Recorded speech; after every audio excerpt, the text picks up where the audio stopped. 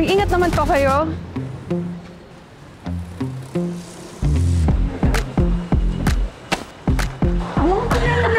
Sorry, ah. Hindi ako makakit sa uang.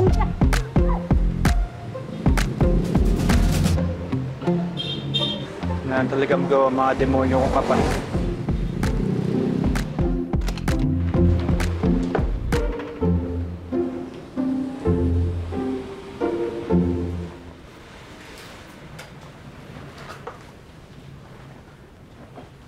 Hi, Miss. Pinapunta po ako ni Miss Claudia. Ay, Manika!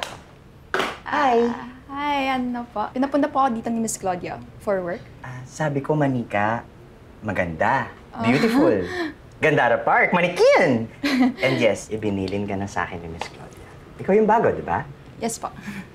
Pero bakit wala pong tao, Miss?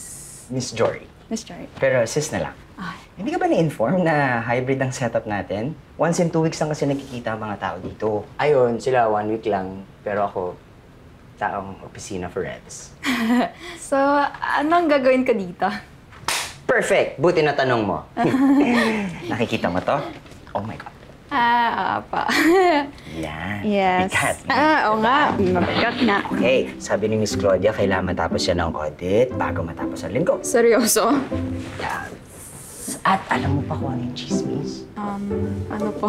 Dahil probation ka, gusto daw nila i-check kung ano yung kakayanan mo. Kaya galingan mo. Okay, magpakitang gilas. Alright? Ano ko matatapos? Girl, basta sinabihan kita.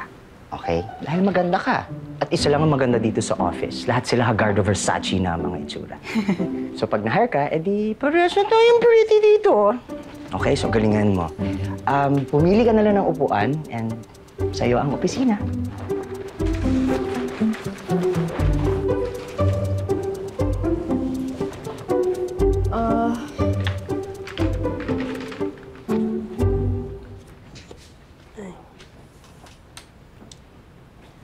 Ay, salamat may messenger.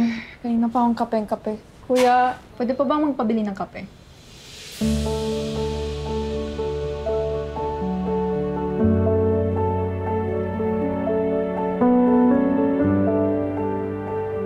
Kuya, hello?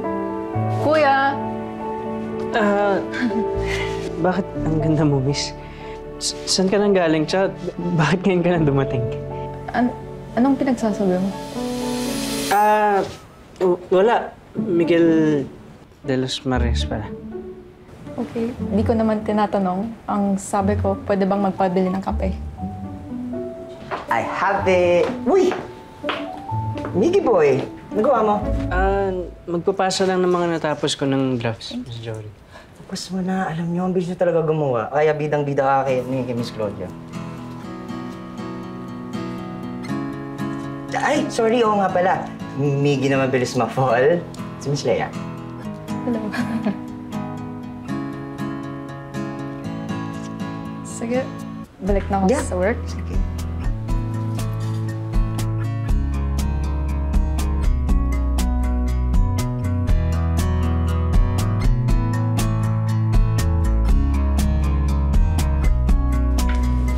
Una na ako, miss, ha? Sorry, Miguel. Napagkamalan kitang messenger kanina. Wala yun. Mukha naman talaga ang messenger. Sige, mauna na ako.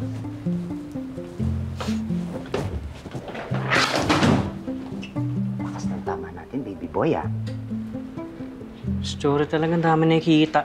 Tingin mo ba may pag-asa ako dun? Ang ganda-ganda, no? Tumpak! Na lumalagapak. Ka, di ba siya work from home?